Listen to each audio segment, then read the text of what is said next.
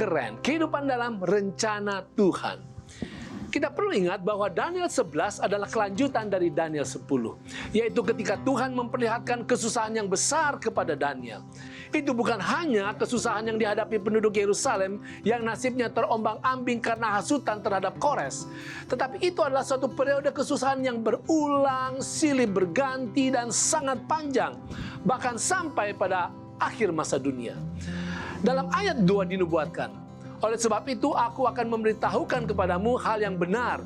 Sesungguhnya 3 raja lagi akan muncul di negeri Persia. Di sini Gabriel memberitahukan kepada Daniel bahwa setelah Kores, 3 raja akan bangkit dari Persia. Nubuatan ini tergenapi.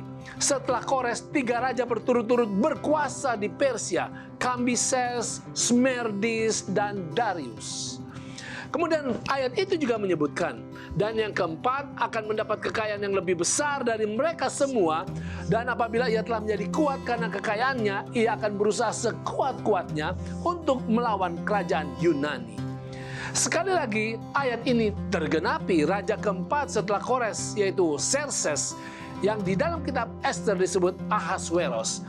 Dia sangat kaya dan memimpin pasukan yang sangat besar menyerang Yunani. Tetapi seperti yang diperkirakan, terlepas dari kekuatannya, ia dipukul mundur oleh pasukan tentara Yunani yang gagah perkasa. Kemudian dalam ayat yang ketiga mengatakan, kemudian akan muncul seorang raja yang gagah perkasa yang akan memerintah dengan kekuasaan yang besar dan akan berbuat sekehendaknya. Siapa dia? Tidak sulit untuk mengenalinya. Alexander yang agung. Dialah raja perkasa yang muncul dalam Daniel 11 ayat 3 yang menjadi penguasa absolut di dunia kuno.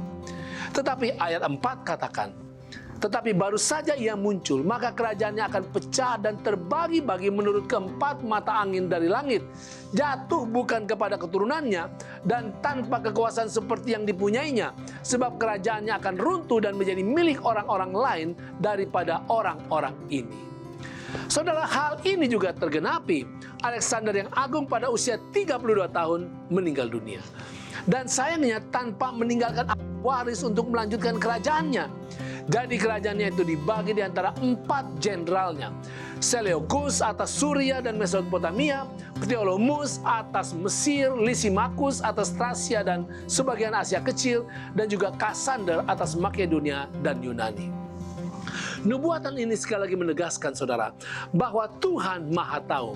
Meskipun Tuhan tidak menentukan, tidak memaksakan nasib setiap orang akan mengambil keputusan masing-masing, tetapi Tuhan tahu jauh sebelum itu terjadi.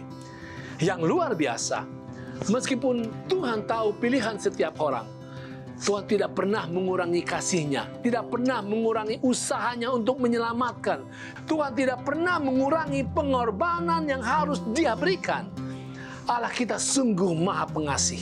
Sambutlah kasih-Nya dan berharaplah kepadanya.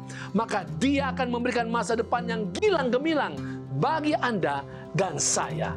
Itu keren.